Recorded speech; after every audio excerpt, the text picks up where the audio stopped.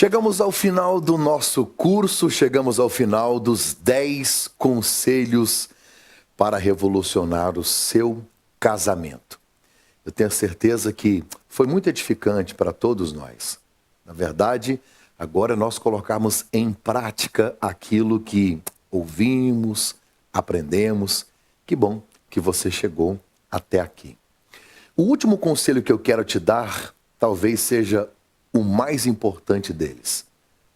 Alguém que não pode faltar no seu casamento, não pode faltar no seu dia a dia e nem na sua casa. Convide Jesus para a sua casa. Convide Jesus para a sua casa. Não estou falando de religiosidade, não estou falando de membrar em uma igreja, não estou falando de frequentar a igreja, ser ofertante dizimista ou estudar teologia. Não.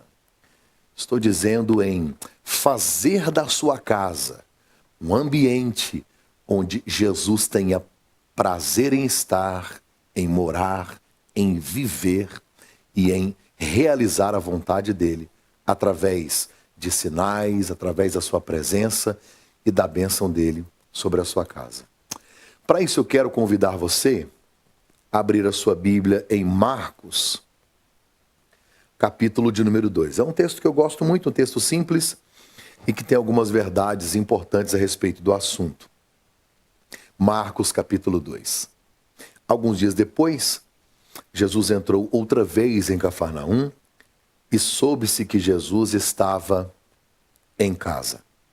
Logo se ajuntaram tantos que nem ainda nos lugares junto à porta cabiam e anunciava-lhes a palavra. Vieram ter com ele conduzindo um paralítico trazido por 4. Não podendo aproximar-se dele por causa da multidão, descobriram o telhado onde ele estava e, fazendo um buraco, baixaram o leito em que jazia o paralítico. Jesus, vendo a fé deles, disse ao paralítico: Filho, perdoados estão os teus pecados. E estavam ali assentados alguns dos escribas que arrazoavam em seus corações, dizendo: Por que diz este assim blasfêmias? Quem pode perdoar pecados senão Deus? E Jesus, conhecendo logo em seu espírito que assim arrazoavam entre si, lhes disse: Por que arrazoais sobre essas coisas em vossos corações? Qual é mais fácil? Dizer ao paralítico: estão perdoados os teus pecados, ou dizer-lhe: levanta-te e toma o teu leito e anda? Ora, para que saibais que o Filho do Homem tem na terra poder para perdoar pecados, disse ao paralítico: a ti te digo, levanta-te, toma o teu leito e vai para a tua casa. E levantou-se, tomando logo o leito, saiu na presença de todos, de sorte que todos se admiravam e glorificavam a Deus, dizendo: Nunca vimos nada igual.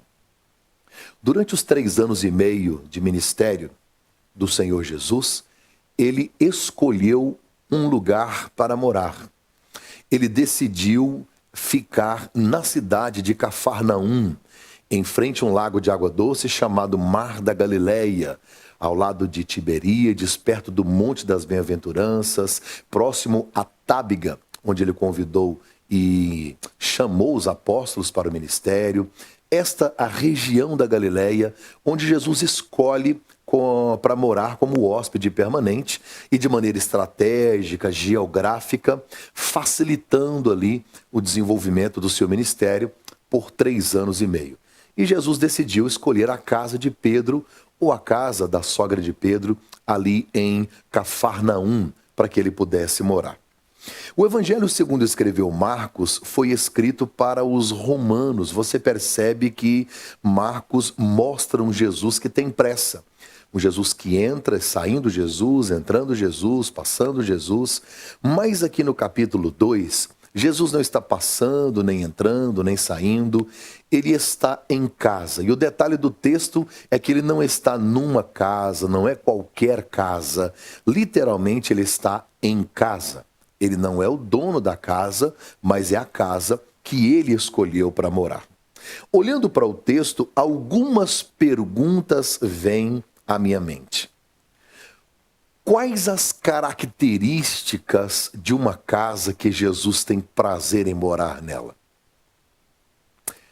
O que revela uma casa que tem Jesus? Como descobrir se minha casa tem as características que revelam Jesus nela. Não passando, visitando, mas um hóspede permanente, que tem prazer de estar naquele ambiente. Quais são as características? Se eu lhe fizesse uma pergunta, colocando câmeras escondidas na sua casa, será que eu vou conseguir ver Jesus na sua casa? Não é passando na cozinha, não é entrando no quarto, não é vê-lo fisicamente. Na verdade, eu posso ver Jesus na sua casa pelo ambiente dela, pelo clima, pelas situações que acontecem no dia a dia. O que me revela alguém cheio do Espírito Santo não é falar em línguas da igreja, é como usa a língua em casa. O que me revela se Jesus está numa casa são as circunstâncias que acontecem e a maneira como nós lidamos com elas. Aqui no texto, existem algumas características de uma casa ou de um casamento que Jesus tem prazer de estar, ou que ele se faz presente. Primeiro, a Bíblia Sagrada me diz que Jesus ensinava a palavra. O mestre dos mestres, o professor, o rabi, o rabone, está diante de alunos ensinando alguma coisa do coração de Deus àquelas pessoas. Uma casa que tem Jesus, ela é uma escola. Esta é a primeira marca. Na verdade, para ser bem claro para você, toda casa é uma escola. Toda casa é uma escola. Com Jesus ou sem Jesus, tudo que você precisa para aprender e viver a vida, você aprende em casa. Por isso você tem dificuldade em realizar algumas coisas, sofre e apanha da vida em outras coisas, porque talvez não aprendeu em casa ou aprendeu de maneira equivocada. Casa é escola, sim. A primeira ponte colocada entre o indivíduo e a sociedade é a família.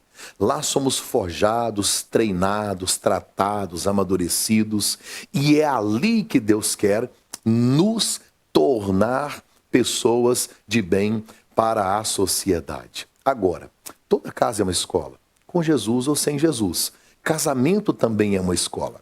Eu costumo dizer que casamento é uma escola onde você se matricula e nunca pega diploma. Ninguém se forma em casamento. Ninguém se forma em família. Qual a diferença, então, de uma casa que tem Jesus com a que não tem? Se toda casa é uma escola, a diferença é que o texto nos diz que Jesus ensinava a palavra. Uma casa que Jesus mora nela, que Jesus está nela, ela é uma casa que é escola, mas os princípios ensinados são das Sagradas Escrituras. Se ensina as verdades do Evangelho, se ensinam princípios fundamentais que a Bíblia tem para nos ensinar. E aqui eu quero direcionar uma palavra aos pais. 1 grama de exemplo pesa mais que 1 tonelada de palavras. Precisamos ser, como Paulo diz, uma carta aberta e lida. As pessoas olharem para nós e ver Jesus em nós. Nossos filhos olharem para nós e ver Deus em nós. Se meu filho não consegue ver Deus no próprio pai, não conseguirá ver um pai em Deus. Se tornará muito mais complexo. Se a minha casa é uma escola, eu ensino muito mais pelo exemplo do que pelas minhas palavras. Os ouvidos do seu filho podem estar fechados ao conselho, mas os olhos estarão sempre abertos ao exemplo. O que a Bíblia diz a respeito do assunto é que eu devo ensinar a criança no caminho. Não é a respeito do caminho, mas é junto com ela no caminho. Provérbios 22:15 diz que a insensatez, a estultícia, a loucura está ligada ao coração da criança, mas a vara da correção a afugentará dela. Corrigir os filhos, direcionar os filhos, orientá-los nos princípios da palavra, não de maneira furiosa, enraivecida, não, mas com o coração em paz e deixando claro que as regras da casa são simplesmente seguidas pelo fato de que são princípios da palavra de Deus.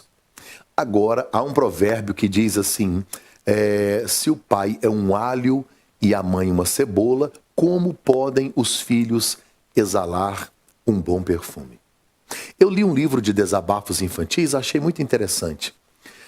Esse livro registra orações de crianças e uma menina de 9 anos orou dizendo: Deus, papai do céu, a minha mãe não come quiabo, mas ela me bate se eu não comer. Meu pai não vai mais à igreja e me obriga a ir com a minha mãe. E aí no final da oração ela disse: papai do céu, me faz crescer logo, porque quando eu for grande, nunca mais quero comer quiabo e nunca mais coloco os meus pés numa igreja. 1 grama de exemplo pesa muito mais que 1 tonelada de palavras. Nós somos a primeira cartilha que eles leem. Se nós formos uma carta de Deus aberta, se nós formos um evangelho ambulante, se Jesus realmente estiver em nós, nossa casa será uma escola, não apenas que se aprende qualquer assunto a respeito da vida, mas, em especial, os princípios da palavra de Deus devem ser primazia em uma casa que Jesus está. Ele ensinava a palavra. Uma outra característica de uma casa, de um casamento que Jesus mora nele, está no texto. Jesus é o médico dos médicos. A Bíblia diz que houve uma cura neste lugar e 4 homens auxiliaram o paralítico para chegar até Jesus. São socorristas, são amigos, são enfermeiros espirituais. Dão os primeiros socorros. Pega quem se arrasta, quem está ferido, quem caiu, quem não consegue e sentem o seu peso. Pegam no colo e o entregam na presença de Jesus depois de muito sacrifício. Uma casa que tem Jesus tem esta segunda característica. Ela é um hospital, um lugar de cura, um lugar de restauração, um lugar aonde a pessoa pode ser socorrida, atendida das suas paralisias. Muitas famílias são o único exército capaz de matar um soldado ferido. Sua casa, você tem na sua casa socorristas, homens e mulheres capazes de carregar, de levantar quem fere, ou você tem muito mais coveiros? Sua casa é um hospital ou um cemitério? Muitas pessoas estão se ferindo com atitudes, com palavras, com decisões erradas. Ninguém morre com indigestão ao engolir uma palavra que não deveria ser dita. Por isso, só pronuncia uma palavra quando ela for melhor do que o silêncio.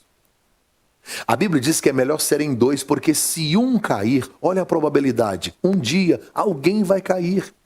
Qual a vantagem de você ter mais alguém perto de você?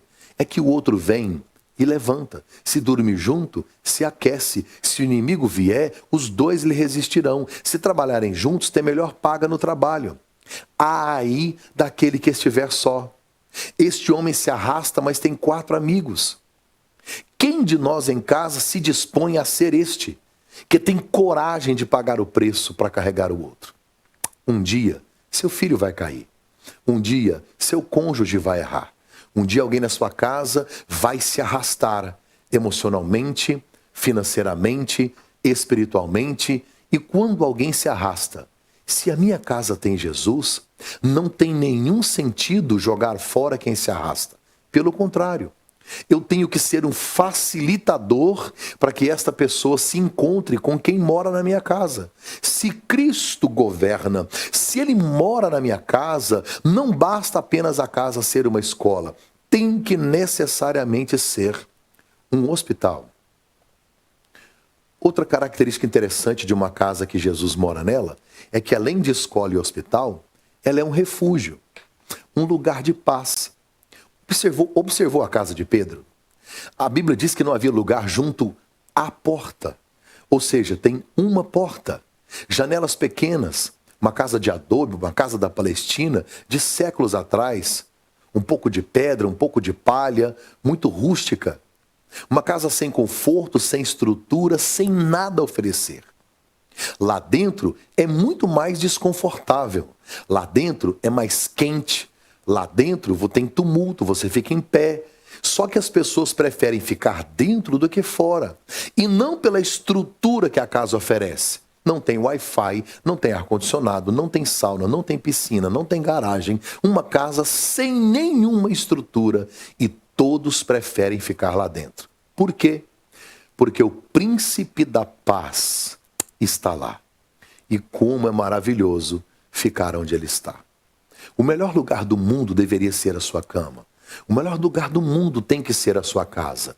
Se Jesus vive lá, se você é um cristão autêntico, se ele mora em você, o mínimo que você deve trazer para a sua casa é paz, um lugar de refúgio, um lugar de tranquilidade, um lugar de refrigério. Sabe qual é o nosso problema?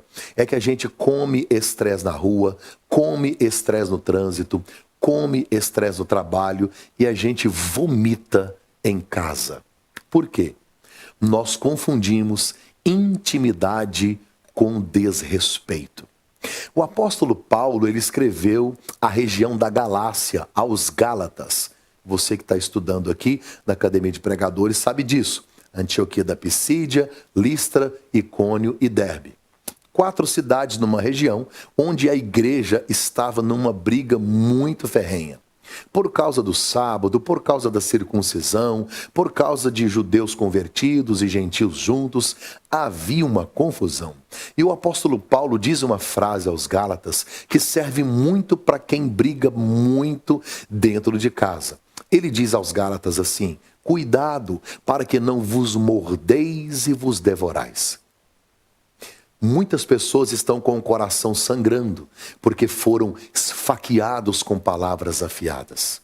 Repito o que eu disse naquela aula sobre comunicação. Ninguém morre com indigestão ao engolir uma palavra que não deveria ser dita. Por isso, só pronuncie uma palavra quando ela for melhor do que o silêncio.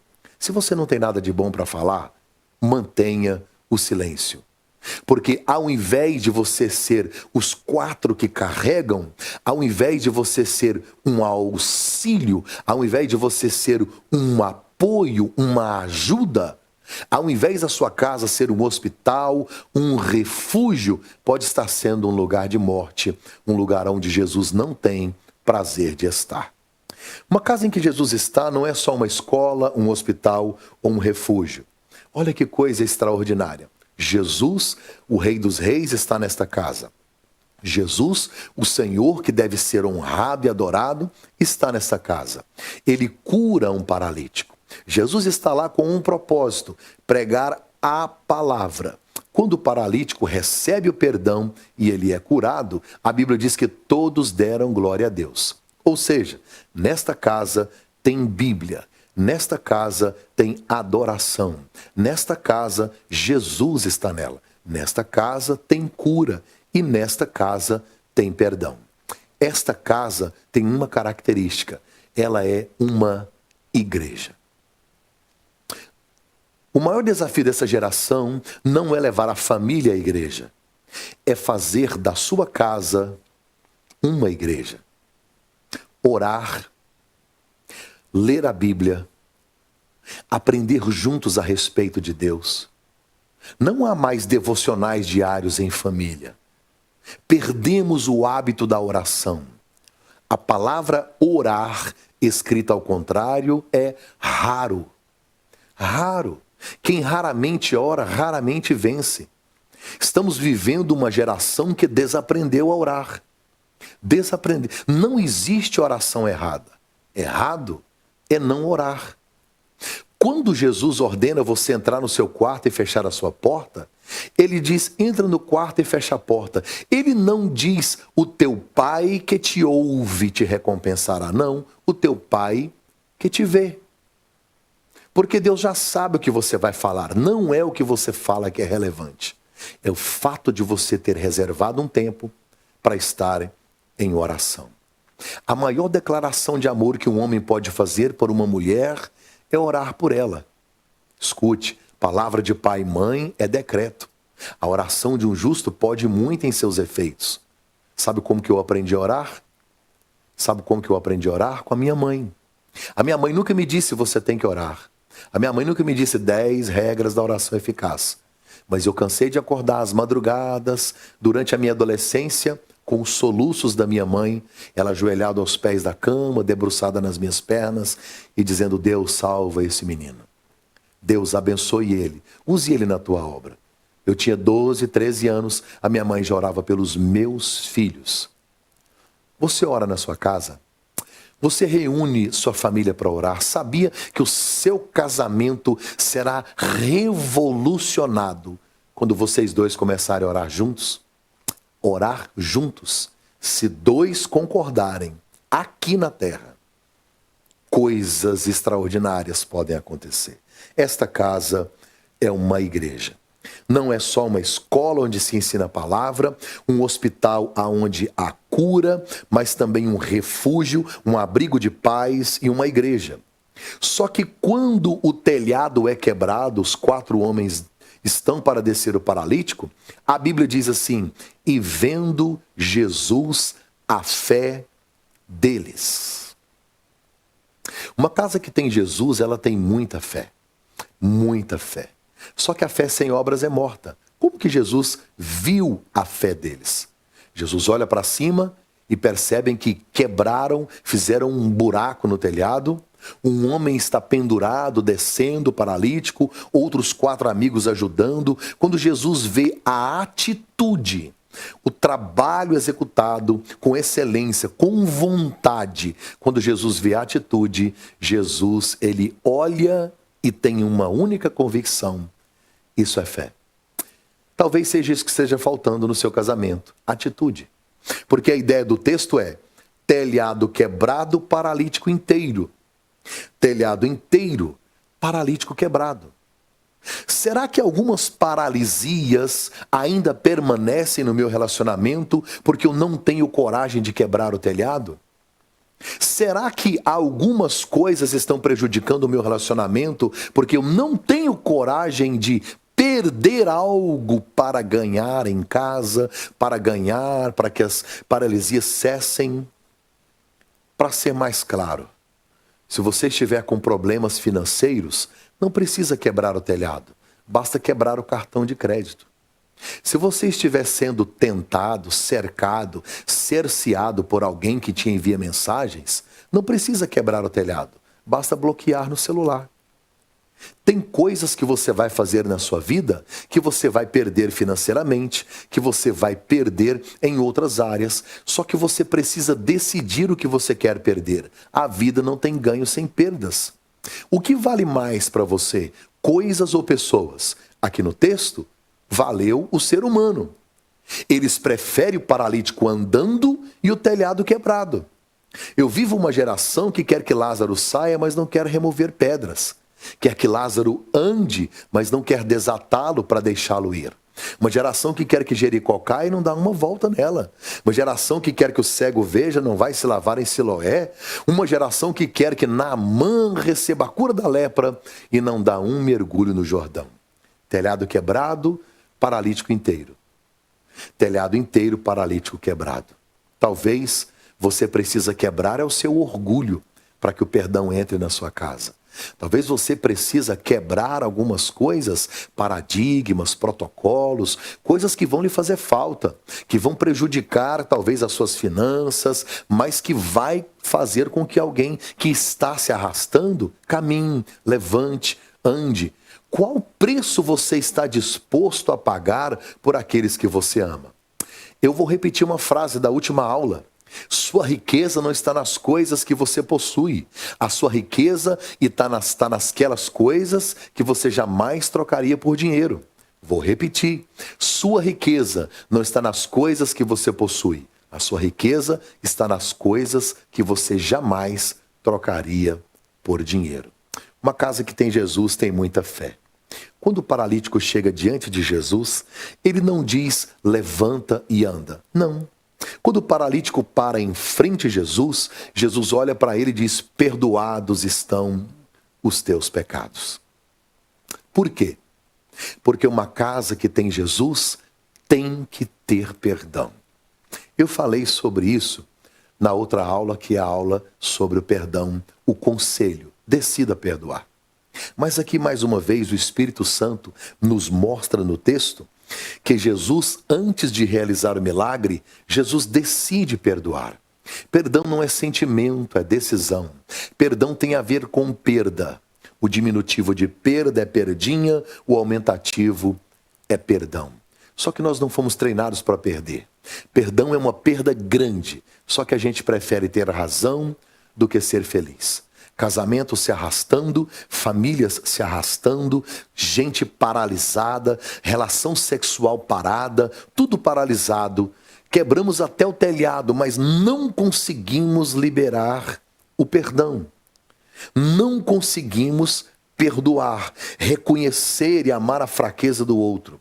Sabe, amar o infiel, presentear o indigno. Quem não perdoa dorme com o inimigo todos os dias. Você consegue perdoar? Mais uma vez, o Espírito Santo tem falado neste mesmo assunto com você. Uma casa que tem Jesus tem que ter perdão. Porque quando há o perdão, a cura chega, a libertação entra. Deixamos voar e somos libertos através do Espírito Santo. E a última verdade desse texto é que uma casa que Jesus está nela, uma família que Jesus mora nela, nesta casa, todos permanecem em pé. O texto me diz que Jesus estava na casa e um paralítico desce. Ou seja, uma casa que tem Jesus tem paralisias. Uma casa que tem Jesus também tem fraquezas. A melhor definição que eu encontrei para casamento é união de dois pecadores. Uma definição extraordinária para a família é união de vários pecadores. Vamos errar, vamos nos arrastar, vamos cair, vamos ferir, somos humanos. Repito o que Paulo disse, aquilo que eu quero fazer, o bem que eu luto para fazer não consigo, mas o mal que eu estou tentando não fazer, eu acabo fazendo. Aí a Bíblia vai me mostrar que tem um paralítico onde Jesus está.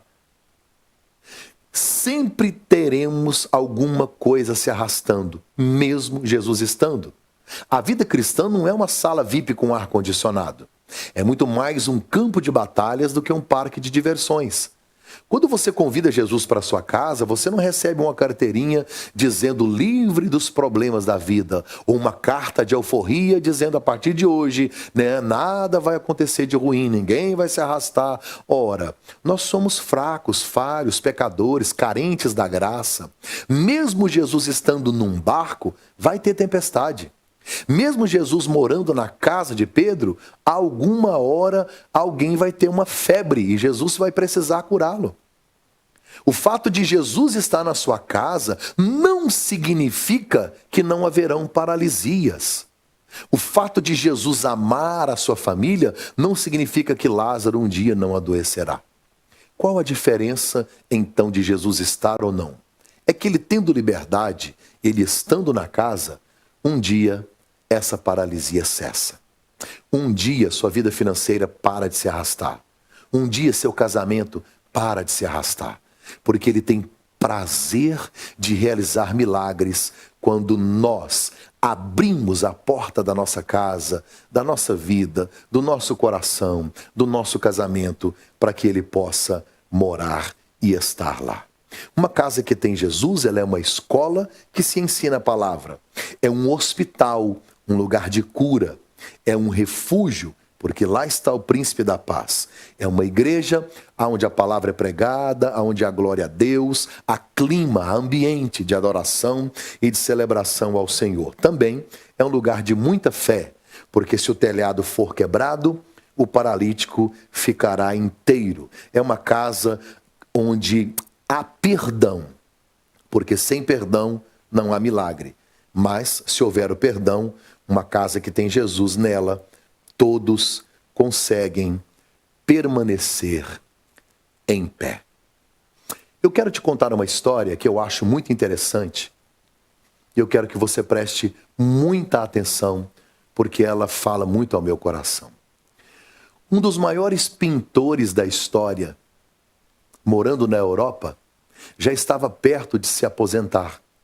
Ele era um homem muito respeitado por outros artistas E ele era muito célebre e seus quadros eram vendidos em todo o mundo. E indo no seu pequeno vilarejo, na sua pequena cidade, ele convidou o prefeito, convidou os outros políticos, as autoridades da cidade, para estarem numa galeria de arte presenciando a apresentação do último quadro que aquele homem pintaria como um pintor profissional e apresentando à sociedade. No dia marcado, o quadro estava lá, coberto, e todos se reuniram para ver a apresentação daquele último quadro, daquele pintor que já estava velho, queria se aposentar. Quando foi descerrado o quadro, que tiraram ali o pano, houve muita comoção, foi ovacionado, aplaudido, todos gritavam, assoviavam. Realmente o quadro era extraordinário. Alguns críticos de arte tiveram a oportunidade, então, de subir ao palanque para poder homenageá-lo e comentar a respeito do quadro. Um deles disse: olha, eu estou assustado, encantado. Eu percebi que você pintou Jesus na porta de uma casa. Estou impressionado com a vivacidade do quadro. Os olhos de Jesus brilham tanto que parece que ele está vivo. Outro crítico sobe no palanque e diz: eu gostei muito das cores. A casa pequena, com portas de madeiras, um riacho na porta, o jardim no fundo, o pomar, as árvores, a cerca de madeira, os pássaros, as nuvens, o sol, esse pé de manga enorme ao lado da casa. Estou encantado com tudo que você fez. Um outro crítico sobe, faz também os mesmos elogios, enaltece o quadro, mas ele diz: eu percebi que Jesus está com a mão no ouvido, agachado, na porta da casa, como se quisesse ouvir o que acontece lá dentro. Mas eu encontrei um erro no seu quadro. O seu quadro não tem fechadura na porta. Todos ficaram pasmos, um detalhe tão pequeno que ninguém havia observado. Quando o pintor sobe para dar a sua palavra, agradece aos críticos, às autoridades e se direciona àquele que disse sobre a fechadura. E ele diz: olha, realmente esta porta não tem fechadura. Mas eu não esqueci de colocar. Na verdade, eu não pintei a fechadura de propósito, porque esta porta que Jesus está do lado de fora é a porta do coração do homem, e ela só se abre pelo lado de dentro. Eis que estou à porta e bato. Se alguém ouvir e abrir a porta, entrarei, cearei com ele e ele comigo. Jesus é gentleman. Ele espera um convite para entrar no meu casamento, para me ajudar, para me socorrer, para entrar nos quartos mais reservados e mais escuros da minha alma. Ele está esperando que você hoje faça para ele um convite especial, para que ele entre no seu casamento, na sua família, na sua casa, que seja um hóspede permanente. E que ele não tenha uma relação com você apenas da igreja, apenas nos altares da vida, mas uma relação íntima no seu quarto, na sua casa, com a sua família. Você tem sido edificado por tantos cursos, por tantas palavras. Eu tenho certeza que esse curso também tem abençoado a sua vida. Por isso, eu quero finalizar este último conselho. Convide Jesus para a sua casa. Quero finalizar esse curso sobre os 10 conselhos para revolucionar o seu casamento e a sua família, fazendo uma oração por você. Se você quer, feche os seus olhos. Eu vou interceder pela sua vida. Pai, eu te dou graças, porque nós estamos aqui nestes 10 conselhos, ouvindo a tua palavra, recebendo alimento e entendendo os princípios do Senhor para o nosso casamento. O Senhor é bem-vindo na nossa casa. Eu quero orar agora por restauração de famílias. Pai, por restauração de casamentos. Como um profeta para as famílias dessa geração, eu quero repreender o divórcio, repreender a morte, ó Deus, e todo o intento do inferno contra os nossos lares. Nós clamamos, pedimos ao Senhor a tua bênção, a tua graça e a tua direção, em o nome do teu Filho Jesus. Amém e amém. Deus te abençoe. Um beijo no coração e até o próximo curso.